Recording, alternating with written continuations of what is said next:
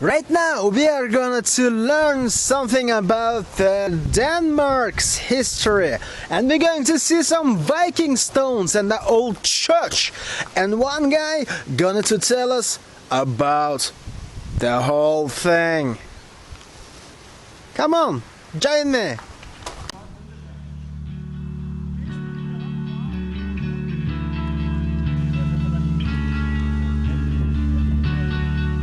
Okay, can you tell me a bit about the stones, what they are about?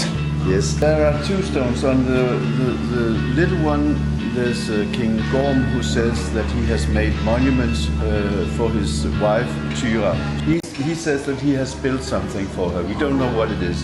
But under this amount, there are some big stones standing still. They have been found under the mound. So that's what we believe have been a giant ship setting. It's marked here. 2 rows of stone, this size perhaps, one here and one there, so that the form would be a ship, like a ship. Okay. Perhaps something to symbolize the journey from our world to the world of the dead, or from our world to the world of the gods, or something. Okay, like that. and I also read that some of this was about the Christianity. Yes. About the religion. That's the big stone. This Okay. is King Harald, and he says that he has built some monuments for his parents, Gorm and Tyra. That's supposed to be that this mound. In this mound, he buries his father Gorm when he dies. Gorm the Old.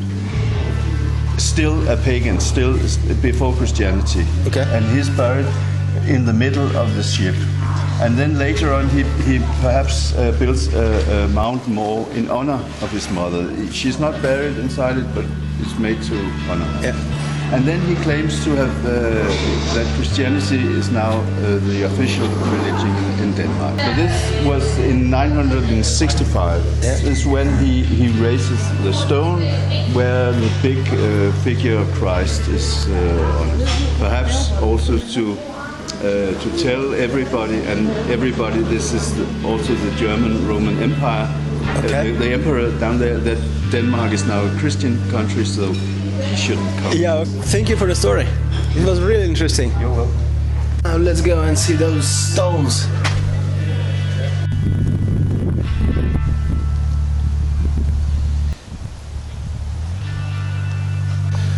Look at those amazing formations.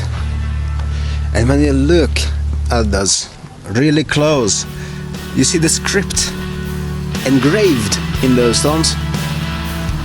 And this is the words the guy inside the museum was talking about. Here is the real pieces of the Viking history. In MidtJylland in Denmark.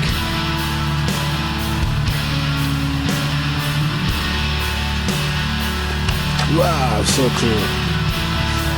It was so cool. I do love history. Well, yeah, here we can go and look inside the church.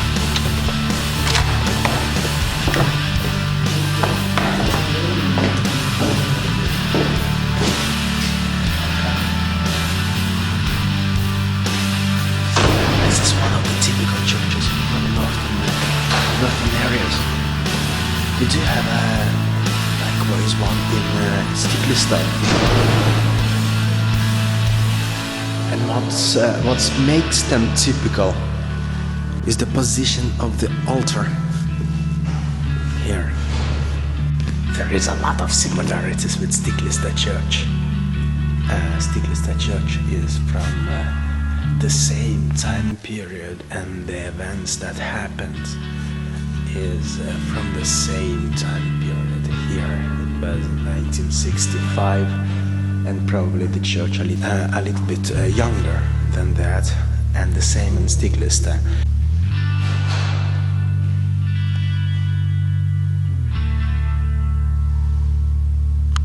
One of the other similarities I find really interesting, that this site is in the middle of Denmark.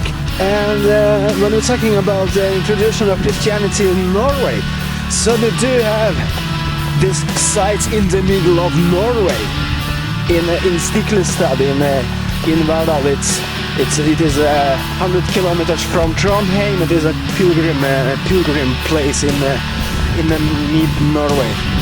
And there is also a hill outside in Stiklestad. It is really interesting to think about this. And just is there any similarities in it? Do those people know each other?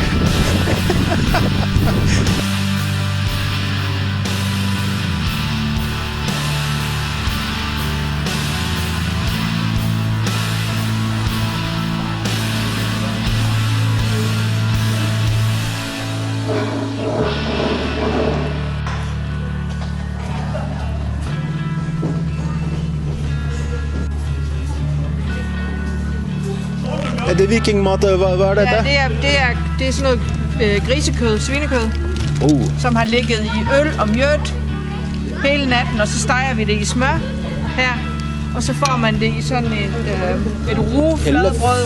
Okay. Med sennep og lidt kål og... I really want to try this. Yeah. Fordi det er så hårdt for fødder. Hey. Look at this. Proper Viking fur. Fuldstændig. It has been really exciting to visit Jelling. And now I'm really excited about this Viking food.